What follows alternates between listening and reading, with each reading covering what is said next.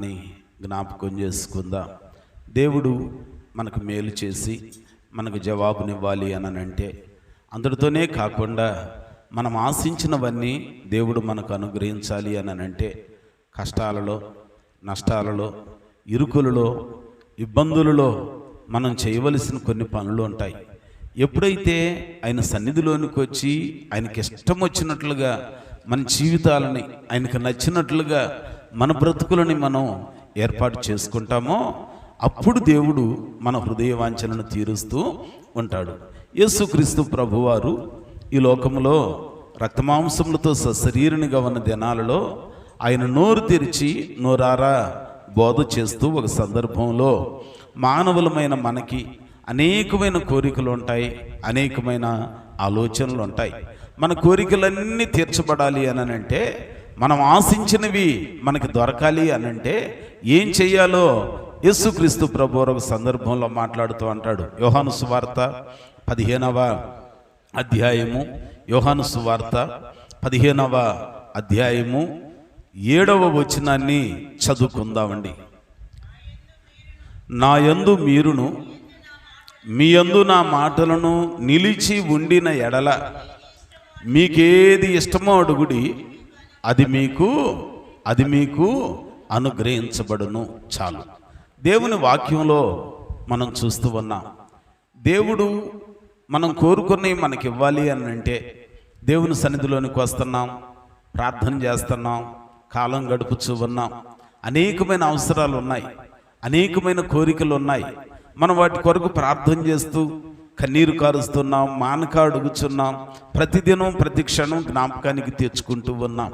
కానీ మనం అడిగినవన్నీ దేవుడు మనకి ఇవ్వాలి అని అంటే మనం చేయాల్సిన పని అట, నా యందు మీరును మీ యందు నా మాటలను నిలిచి ఉండాలి. యేసయ్య చెప్తున్న మాట, ఆయనలో మనం నిలిచి ఉండాలి, ఆయన మాటలు మనలో నిలిచి ఉండాలి. అప్పుడు మనకి ఏది ఇష్టమో అడిగితే అది ఆయన దయచేస్తాడు. 5వ వచనంలో అంటాడు, ద్రాక్షవల్లిని నేను, తీగలు మీరు, ఎవడు నా యందు నిలిచి ఉండునో, నేను ఎవని యందు నిలిచి ఉండునో వాడు బహుగా ఫలిస్తాడు. వేరుగా ఉండి ఏమన్నా ఫలించగలమా? దేవునికి వేరై ఉండి మనం ఏమన్నా సాధించగలమా? ఏమన్నా పొందుకోగలమా అని అంటే, నాకు వేరుగా ఉండి మీరేమియో చేయలేరు, చేయలేరు. అందులో తేటగా అంటున్నాడు. కనుక ఈరోజు ఉపవాస దినాలలో గడుపుచున్న మనం అందరం మన ప్రార్థన దేవుడు ఆలకించి మన కోరికలన్నీ నెరవేర్చాలి అని అంటే మొదటిగా మనము దేవునిలో నిలిచి ఉండాలి, దేవుని సన్నిధిలో నిలిచి ఉండాలి, ప్రార్థనలో నిలిచి ఉండాలి, పరిశుద్ధతలో నిలిచి ఉండాలి, భక్తి జీవితంలో నిలకడగా, సంఘ సహవాసంలో నిలకడగా మనం నిలిచి ఉంటే అప్పుడు ఆయన మాటలు మనలో ఉంటే ఆయన మనకి కావలసినవన్నీ ఇస్తాడంట. నిలిచి ఉండాలి. కొన్నిసార్లు నిలవలేని సమస్యలు వస్తాయి, నిలవలేని కష్టాలు వస్తాయి. కానీ అలాంటి పరిస్థితుల్లోనే మన మనస్సును గనక మనం నిలకడగా ఉంచితే దేవుడు మేలు చేస్తాడండి. ఉదాహరణకి బైబిల్ గ్రంథంలో జ్ఞాపకం చేసుకుంటే ఆదికాండము 28వ అధ్యాయంలో మనం గుర్తు చేసుకుంటే ఇక్కడ యాకోబు జీవితం మనకు తారసపడుతూ ఉంటుంది. మన పితరుడై ఉన్న యాకోబు భక్తుడండి మొత్తానికి లేఖనాలు నెరవేర్చబడు నిమిత్తం పెద్దవానికి రావాల్సిన జ్యేష్ఠత్వపు దీవెన తండ్రి దగ్గర నుంచి స్వతంత్రించుకొని పొందుకొని ఇక ఆ తల్లి తండ్రి ఇద్దరు, ఇస్సాకు రెబెకా ఇద్దరు కూడా యాకోబు గారికి ఓ సలహా ఇస్తున్నారు. అయ్యా, మరి నువ్వేమో పెద్ద కొడుకునన్నావు, మరి కంటి చూపు తరిగిన నాకు ఇట్లాగ నువ్వు అబద్ధం చెప్పి ఆ దీవెన పొందుకున్నావురా. ఇప్పుడు పెద్దవాడు వచ్చాడు అనుకో, ఆ జ్యేష్ఠత్వపు ఆశీర్వాదాలన్నీ నేను నీకు ఇచ్చానని తెలిస్తే వాడు నిండా పగబుని నిన్నొక్క దెబ్బకి చంపేస్తాడు. అంచేత వాని కోపం తరిగిపోయే వరకు నువ్వేం చేయాలనంటే కాస్త దూరంగా ఉండు. ఎక్కడికి వెళ్ళాలి అని అంటే, ఏం లేదయ్యా, మా అన్నయ్య ఉన్నాడు కదా, లాబాను దగ్గరికి వెళ్ళిపో, నీ మేనమామ దగ్గరికి వెళ్ళిపోయి కొద్ది కాలం అక్కడ ఉండు అని అంటారు. ఇప్పుడు ఈయనను గూర్చి వ్రాయబడిన మాటట, యాకోబును గూర్చి వ్రాయబడిన మాట, యాకోబు గుడారవాసిగా జీవితాన్ని కొనసాగిస్తున్నాడంట. ఎంత బాగుంటుందో. ఏశావేమో వేటాడుటి యందు నేర్పరితనం కలిగిన వాడైతే యాకోబట గుడారవాసిగా జీవితాన్ని కొనసాగిస్తూ తన యొక్క తల్లి దగ్గరే తన తల్లిని అంటి పెట్టుకొనే జీవితాన్ని కొనసాగిస్తూ ఉన్నాడు. యాకోబు ఎప్పుడు కూడా తన తల్లికి దూరమైన పరిస్థితులు ఉండవు. యాకోబు ఎప్పుడు కూడా తన తల్లితోనే ఉంటూ ఉన్నాడు. ఎంత విచిత్రమైన సంఘటన అంటే, ఇప్పుడు యాకోబుకి కష్టం వచ్చిన పరిస్థితి ఏది అని అంటే, తల్లిని ఎడబాయాల్సి వస్తుంది, తండ్రికి దూరం అవ్వాల్సి వస్తుంది, తల్లికి దూరంగా వెళ్ళిపోవాల్సి వస్తుంది. ఇక ఆ పరిస్థితుల్లోనట అతడు తట్టుకోలేక పుట్టెడు దుఃఖంతో వెళ్ళిపోతూ ఉంటే ఓ స్థలములోనికి వచ్చాడు. ఆ స్థలములోనికి వచ్చిన తరువాత జరిగిన కార్యం ఏంటనంటే, చూడండి వాక్యంలో మనం చూద్దాం. 28వ అధ్యాయము 11వ వచనం జ్ఞాపకం చేసుకుందాం. ఆదికాండము 28వ అధ్యాయము 11వ వచనం చూద్దామండి. ఒక్క చోట చేరి అక్కడ ఆ రాత్రి నిలిచిపోయి ఆ చోటు రాళ్లల్లో ఒకటి తీసుకొని తలగడగా చేసుకొని అక్కడ పండుకొనెను. అప్పుడు అతడు ఒక కలని కనెను. చాలు. వాక్యంలో మనం చూస్తూ ఉన్నాం. దేవుని మాటలు మనకు గుర్తు చేసేది ఏంటనంటే, పుట్టుడు దుఃఖంలో, కష్టంలో, బాధలో ఉన్నాడు. తల్లిని ఎప్పుడు ఎడబాసిన వాడు కాదు, కానీ ఇప్పుడు దూరం అయిపోతున్నాడు. దేశాన్ని విడిచిపెట్టి వెళ్ళినోడు కాదు, ఇప్పుడు ఆ ప్రాంతాన్ని విడిచిపెట్టి వెళ్ళిపోతున్నాడు. వెళ్ళిపోతూ తనకున్న బాధ, తనకున్న కష్టం, తనకున్న దుఃఖం, వేదన అందరి చేత చీకటి పడేసరికే ఒక స్థలంలోనికి వచ్చి అక్కడ ఆగిపోయాడు. అక్కడ నిలిచిపోయిన ఆ స్థలంలో కాస్త విశ్రాంతి తీసుకుందామని చెప్పి, నిద్రపోదామని చెప్పి అటు ఇటు వెతుకుతా ప్రక్క కుదరలా, నిద్ర పట్టట్లా ఒక రాయి దొరికిందంట. రాయిని తెచ్చుకొని తలగడగా వేసుకొని ఆదమరిచి నిద్రపోతా ఉంటే ఆ నిద్రలో అతనికి ఒక కల వచ్చింది. ఆ కల యొక్క విశేషత ఏంటనంటే, ఒక నిచ్చెన కనపడుతుంది. ఆ నిచ్చెన భూమి మీద తన తలగడ దగ్గర ఉన్నది, చివరేమో ఆకాశమును అంటుకొని ఉన్నది. ఇప్పుడు ఆ నిచ్చెన మీద నుండి దేవదూతలు ఎక్కుచూ దిగుచూ ఉన్నారు. వెంటనే తుల్లిపడి లేచి ఆ స్థలానికి ఆయన ఏమని పేరు పెడుతున్నాడు అనంటే, ఏల్ బేతేల్ అని పేరు పెడుతున్నాడు. అంటే ఇది దేవుని నివాస స్థలం, దేవుని ఇల్లు. ఇది దేవుడి స్థలములో ఉన్నాడు, దేవుని స్థలములో ఉన్నాడని చెప్పి గ్రహించి దానికి బేతేలు అని పేరు పెడుతున్నాడు. చూశారా? దేవుని సన్నిధిలో నిలిచి ఉండటం ద్వారా పుట్టెడు దుఃఖంలో, కష్టంలో, వేదనలో, ఆవేదనలో కూడా నిలిచి ఉండటం ద్వారా యాకోబు భక్తునికి దైవ ప్రత్యక్షత దొరికింది. రెండవది వాగ్దానం దొరికింది. ఏమిటా వాగ్దానం? 21వ వచనం చదువుతారు ఒకసారి. 21వ వచనం వాళ్ళు అంటాడు, ఏమనంటాడండి?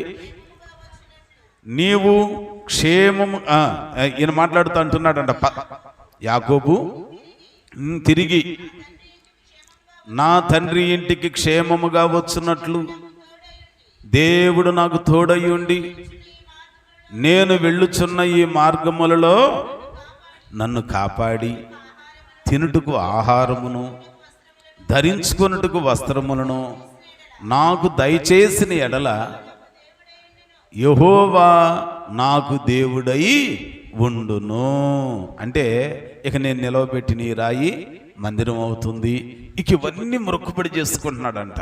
మొదటిది, నిలిచి ఉన్న ఆయనకి దైవ ప్రత్యక్షత దొరికింది. రెండవది, ఆయన వాగ్దానం చేస్తున్నాడు. ఏమని వాగ్దానం చేస్తాడనంటే, ఆ 15వ వచనంలో అంటాడు, ఇదిగో నేను నీకు తోడయ్యుండి నీవు వెళ్ళు ప్రతి స్థలమందు నిన్ను కాపాడుచు ఈ దేశమునకు నిన్ను మరలా రప్పించేదను. ఈ దేశమునకు మరలా నిన్ను రప్పించేదను. అంటే దేవుని సన్నిధిలో నిలిచి ఉండటం ద్వారా, ప్రార్థనలో నిలిచి ఉండటం ద్వారా, ప్రభు కృపలో నిలిచి ఉండటం ద్వారా మనకి దైవ ప్రత్యక్షత దొరికిద్ది. రెండవది వాగ్దానం దొరుకుతుంది. మూడవది వాగ్దానాన్ని కూడా ఆయన నెరవేరుస్తాడు. అందుకనే 35వ అధ్యాయం ఆదికాండంలో 9, 11 వచనాలలో మనం చూస్తే, ఆదికాండం 35వ అధ్యాయము, ఆదికాండము 35వ అధ్యాయము 9వ వచనం జ్ఞాపకం. యాకోబు పద్దనరాము నుండి వచ్చుచుండగా దేవుడు తిరిగి అతనికి ప్రత్యక్షమై అతనిని ఆశీర్వదించాడా లేదా? ఆశీర్వదించాడు. తర్వాత 11వ వచనంలో అన్నాడు, మరియు దేవుడు, నేను సర్వశక్తి కలిగిన దేవుడను, నీవు ఫలించి అభివృద్ధి పొందుము, జనమును జనముల సమూహమును నీ వలన కలుగును, రాజులను నీ గర్భవాసమున పుట్టెదరు, అబ్రహామునకు ఇస్సాకునకు ఇచ్చిన దేశమును నీకు ఇచ్చేదను. దేవునికి స్తోత్రం. కాబట్టి మన జీవితంలో మనం కూడా కష్టాలు ఉంటాయి, బాధలు ఉంటాయి. కూర్చో. మనకు తెలిసిన పరిస్థితులన్నింటిలో మనం చేయాల్సింది ఏంటన్నానంటే, మనం అందరం అనుకుంటాం, దేవుడు నాకు ఈ కష్టాలు తొలగించితే, దేవుడు నాకు ఈ బాధలు తొలగించితే, ఆ బాధలన్నింటిలో నుంచి నన్ను బయట వేస్తే అప్పుడు నేను దేవునిలో నిలిచి ఉంటా అని అనుకుంటాం. కానీ దేవుని సన్నిధిలో మనకి మేలు కలగాలనంటే మొదటిగా మనం ఆయన సన్నిధిలో నిలిచి ఉండాలి. అప్పుడు దేవుడు ఏం చేస్తాడనంటే ప్రత్యక్షతనిస్తాడు, వాగ్దానం ఇస్తాడు, ఇచ్చిన వాగ్దానాన్ని ఆయన నెరవేర్చి చూపిస్తాడు. అంచేత ఈరోజు కూర్చొని నీ జీవితంలో కూడా కష్టాలు ఉన్నాయేమో, దుఃఖాలు ఉన్నాయేమో, కన్నీటితో కూడిన అనుభవాలు ఉన్నాయేమో, వాటన్నింటిలో కూడా మనం ప్రార్థనలో నిలకడగా నిలిచి ఉందాం. ప్రార్థనలో నిలకడగా నిలిచి ఉందాం. లోకంలో చాలా ఉంటాయి, కానీ ఉత్తమమైనవి కొన్నే ఉంటాయి. యేసుక్రీస్తు ప్రభువారు సశరీరునిగా ఉన్న దినాలు ఆ దినాల్లో ఒకనొక రోజున ఏం చేశారు అనంటే, ఆయన బేతనియ అనే గ్రామానికి వస్తూ ఉంటే త్రోవలో మరియా, మార్తా, లాజరు ముగ్గురు మాత్రమే ఉన్న ఓ చిన్న కుటుంబం. వారు ఒకరితోడ ఒకరు పుట్టిన తోబుట్టువులు వారు. ఆ కుటుంబంలో ఒక ఆమె వెళ్ళిపోయి ఆయనని ఇంటికి ఆహ్వానించిందంట. లూకా సువార్త 10వ అధ్యాయము 38వ వచనం. అంతటా వారు ప్రయాణమై పోవుచుండగా ఆయన ఒక గ్రామములో ప్రవేశించెను. మార్తాను ఒక స్త్రీ ఆయనను తన ఎంట చేర్చుకొనెను. మార్తా అనేవి ఏం చేసిందంట? తన ఇంట్లో చేర్చుకున్నది. అయితే చేర్చుకున్న ఆమె ఆతిథ్యం ఇవ్వటానికని వంటగదిలోనికి వెళ్ళి పిండి పిసికి రొట్టెలు కాల్చే పనిలో ఉన్నది. కానీ మరియమ్మ ఏం చేస్తుందనంటే ఆయన పాదముల యొద్ద కూర్చుండి ఏం చేస్తుంది? బోధ వింటుంది. మరి మనం కూడా దేవుని పిల్లలుగా ఈ స్థలములోనికి చేరిన మనం అందరం కూడా గుర్తుపెట్టుకోవాల్సింది, మనం కూడా ఉపవాస దినాలని చెప్పి ప్రభు సన్నిధిలో తీర్మానించుకున్నాం. కానీ నిలిచిన వాళ్ళు, బోధ వినటానికి నిలిచిన వాళ్ళం కొంతమంది అయితే, పరిచర్య చేసేవాళ్ళం ఇంకొంతమంది. మీరు అర్థం చేసుకోవాలి వాక్యాన్ని. ఏ ఉన్నా ప్రార్థనా సమయంలోపే చేసుకోవాలి. నువ్వు ఎంత పరిచర్య చేసినా ఇది కూడా దేవుని పనేగా అనుకుంటే ఉత్తమమైనది కాదు. 1 గంటకు మొదలేసి 2:30 దాకా వంట చేసి అరగంట వచ్చి ప్రార్థనలో కూర్చుంటే నీకు ఆశీర్వాదం కాదు. ఆశీర్వాదం చదవండి ఒకసారి. మీరు చదివితే బాగుండదేమో, నేనే చదువుతాను, చూసుకోనండి. అక్కడ చాలా తేటగా వ్రాయబడిన మాట. అంతటా వారు ప్రయాణమై పోవుచుండగా యేసు ఒక గ్రామంలో ప్రవేశించెను. మార్తాను ఒక స్త్రీ ఆయనను తన ఇంట చేర్చుకొనెను. ఆమెకు మరియా అనే సహోదరి ఉండెను. ఈమె యేసు పాదముల యొద్ద కూర్చుండి ఆయన బోధ వినుచుండెను. మార్త విస్తారమైన పని పెట్టుకొనుట చేత తొందరపడి ఆయన యొద్దకు వచ్చి, ప్రభువా, నేను ఒంటరిగా పనిచేయుటకు నా సహోదరి నన్ను విడిచిపెట్టినందున నీకు చింత లేదా? నాకు సహాయము చేయమని ఆమెతో చెప్పుమనెను. అందుకు ప్రభు అంటున్నాడట, మార్తా, నీవు అనేకమైన పనులను గూర్చి విచారము కలిగి తొందరపడుచున్నావు, కానీ అవసరమైనది ఒక్కటే. మరియా ఉత్తమమైన దానిని ఏర్పాటు చేసుకొనెను. ఉత్తమమైన దానిని, అది ఆమె యొద్ద నుండి ఎవ్వరూ తీసివేయలేరు అని చెప్పి జ్ఞాపకము చేస్తున్నాడు. అంచేత మనం కూడా ఏం చేయాలట? ఈ ఉపవాస దినాలలో సమయానికి దేవుని సన్నిధిలోనికి రావాలి. వచ్చిన మనం ఆయన సన్నిధిలో నిలవాలి, పాటలలో నిలవాలి, ప్రార్థనలో నిలిచి ఉండాలి. మనం ఆయన సన్నిధిలో మనవి చేసుకుంటూ ఉండాలి. ఆయన సన్నిధిలో కన్నీరు కార్చి ప్రార్థన చేస్తే దేవుడు ఆ కన్నీటిని భద్రంగా దాచిపెట్టి గుర్తు చేసుకొని తగిన కాలంలో నీకు ప్రతిఫలాన్ని దయచేస్తాడు. యాకోబు పుట్టెడు దుఃఖంలో, విడవటానికి మనసు లేకపోయినా తల్లిని విడిచి వెళ్ళిపోతున్నాడు. ఎప్పుడు తల్లికి దూరమైనోడు కాదు, ఎప్పుడు దేశానికి దూరమైనోడు కాదు, ఎప్పుడు ఆ ఇంటికి దూరమైన వాడు కాదు.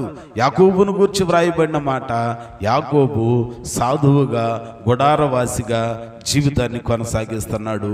ఏశావు వేటాడుటి యందు నేర్పరితనము కలిగిన వానిగా ఉన్నాడు. అయితే వాక్యంలో మనం చూసినప్పుడట బైబిల్ గ్రంథం అంటుంది, ఆ పుట్టెడు దుఃఖంలో కష్టంలో నిలిచి ఉండటం ద్వారా దేవుడు యాకోబును ఆశీర్వదించాడు. దేవుడు యాకోబును ఇశ్రాయేలుగా దీవించాడు. మనం కూడా ప్రార్థనలో నిలిచి ఉందాం, మిగిలిన దినాలు పరిశుద్ధతలో నిలిచి ఉందాం, ప్రార్థనలో నిలిచి ఉందాం. కొంతమంది మాట తీర్మానించుకుంటాం కానీ ఆ తీర్మానాలలో నిలకడగా ఉండరు. కానీ నువ్వు నిలకడగా ఉంటే దేవుడు నిన్ను దీవించి నిన్ను ఆశీర్వదిస్తాడు. ఇంకొక మాట మీకు జ్ఞాపకం చేసి నేను ప్రార్థన చేస్తాను. నిలిచి ఉంటే మనకు కలిగే లాభాలు. నిర్గమకాండము 24వ అధ్యాయము 12వ వచనం చూద్దామండి. నిర్గమకాండము 24వ అధ్యాయము 24వ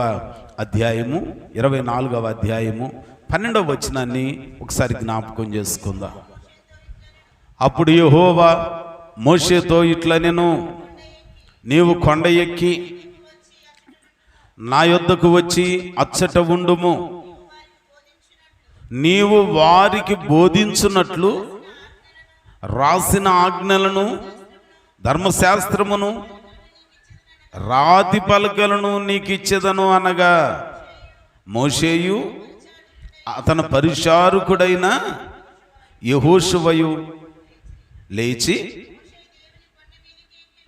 మోషే దేవుని కొండ మీదికి ఎక్కాను.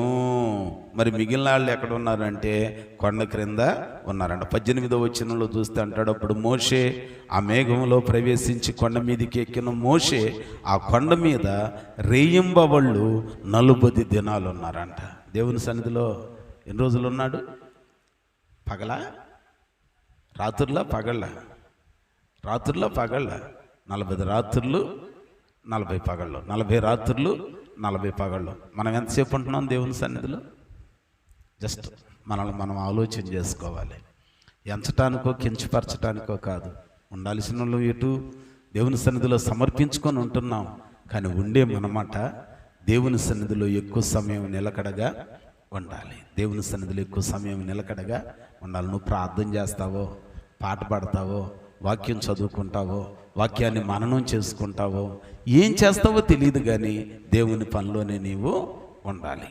మోషే 40 రాత్రులు 40 పగళ్ళు సినాయి కొండ మీద దేవుని సన్నిధిలో నిలిచి ఉన్నాడు. ఆ కొండ ఎక్కి రమ్మన్నాడు దేవుడు, కొండ ఎక్కి వెళ్ళాడు, అక్కడ నిలిచి ఉన్నాడు. ఆయన నిలిచి ఉండటం ద్వారా కలిగే లాభం ఏంటనంటే, ధర్మశాస్త్రపు ఆజ్ఞలతో కూడిన పలకలని దేవుడు ఆయనకి ఇచ్చాడు. నిబంధన ఎంత మంచి విషయం అండి. మనం కూడా నిలిచి ఉంటే ఆయన మహిమ చేత మనల్ని నింపుతాడు. ఆ కొండ మీద నిలిచి ఉన్నప్పుడట 40 రోజుల తర్వాత ఆయన కొండ దిగి వస్తుంటే ఆ జనులు ఆయన ముఖమును చూడటానికి ఏమయ్యారట? ముఖమును చూడ వెరచిరి భయపడ్డారంట. అమ్మో, మోషే ముఖం ఎట్లాగునుందనంటే సూర్యునికి వలె తగ మెరిసిపోతుంది. మిట్ట మధ్యాహ్నం సూర్యకిరణాలని నిటారుగా మనం చూడలేనట్టుగా ఆయన ముఖం వెలిగిపోతూ ఉన్నదంట. వెలిగిపోతూ ఉంటే ఆయన ముఖం చూడలేకపోతే వెంటనే అది గమనించి ఆయన ముఖం మీద ముసుగు వేసుకున్నాడు. మరి మన ముఖాలు కూడా వెళ్ళిపోతాయి. ఎప్పుడు వెలిగిపోతాయనంటే, ఏదన్నా పెళ్లి పెట్టుకుంటే చక్కగా ఆ ఫేషియల్ ఏదో చేయించుకొని వెలిగిపోతాయి. సాయంత్రానికి మళ్ళీ జిడ్డు గారిపోతూ ఉంటుంది కదండి. ఈ వెలుగు ఎంతసేపు ఉంటుంది? అనవసరంగా కొద్ది రోజులు కొన్ని గంటలు కష్టపడి చేసిన డబ్బులు బ్యూటీ పార్లర్కి వెళ్ళి ఇస్తే దెయ్యాన్ని కూడా దేవదూతం చేసి చూపిస్తాడు. అయిపోయిన తర్వాత ఈడు దడుచుకోవాల్సిందే. దేవునికి స్తోత్రం. అట్లా కాదంట. మన ముఖాలు వెలగాలి, మన ముఖాలు వెలిగించబడాలి అని అంటే అనుభవం కలిగిన భక్తుడు అంటాడు, ఎవని మోకాలు నల్లబడునో వాని ముఖము తెల్లబడును. అంటే ప్రార్థన అని అంటే ముందేం చేయాలి? మోకాళ్ళ మీద ఉంటారు. నేనేం చేస్తానంటే ఆరోగ్యం సరిగ్గా లేనోళ్ళు ఉంటారని చెప్పి వాళ్ళకి సడలింపేస్తా. దొరికిందిలే అవకాశం అని మనం కూడా ఏం చేస్తున్నానంటే మోకరించడానికి ఉంచట్లా కదండి. ఈ రోజుకి ఆ యెరూషలేములో దేవుని సన్నిధిలోనికి మందిరంలోనికి వెళ్ళాలనంటే ఆ ద్వారం అంట చిన్నదిగా చేసి ఉంటుందంట. ఎందుకని? పెద్ద ఎత్తుగా గుమ్మ ఉందనుకోండి, నెటారుగా వెళ్ళిపోతాం. సూరు తగిలింది అనుకోండి, ఒకసారి ఏం చేస్తాం, రెండోసారి దానిలోకి వెళ్ళేటప్పుడు తలకాయ దించుకొని వెళ్తాం. తలకాయ దించుకోవటం దేనికి గుర్తు? విధేయతకి గుర్తు. దేవుని సన్నిధిలోనికి వచ్చేటప్పుడు అంట ఎంతటోళ్ళైనా, రాజైనా, సామాన్యుడైనా, ఎంతవాడైనా, అంతవాడైనా, పేదవాడైనా, ఐశ్వర్యవంతుడైనా, ధనవంతుడైనా, దరిద్రుడైనా, వాళ్ళు ఎవరైనా సరే అక్కడికి రాగానే గుమ్మం ఎత్తు లేదు కాబట్టి ఏం చేస్తారు? తల దించుకొని వెళతాడు. అందుకని అంటాడు, రండి యెహోవాకు సాగిలపడి నమస్కారము చేసేదాం. దేవుని సన్నిధిలో మనకు ఆ తగ్గింపు ఉండాలి. ఎవని మోకాలు నల్లబడినో వాని ముఖము తెల్లబడును. ప్రార్థన అనంటే సాధ్యమైనంత వరకు మోకరించి ప్రార్థన చేయడానికి అలవాటు చేసుకోవాలి. ప్రార్థన అనగానే కొన్ని పద్ధతులు మాటిమాటికి చెప్పేవి కాదు, కానీ ఒక్కసారి చెప్తే అవి మనకు గుర్తుండి పోవాలి. పౌలు భక్తుడు అంటాడు, సంఘములో స్త్రీ ఎట్లాగునుండాలి అని అంటే తలకు ముసుగు వేసుకొనినదయ్యి ఉండాలి. ఈ మధ్య ఫ్యాషన్ అయిపోయింది. దేవుని సన్నిధిలోనికి ప్రార్థనకు వచ్చి ముసుగులు కూడా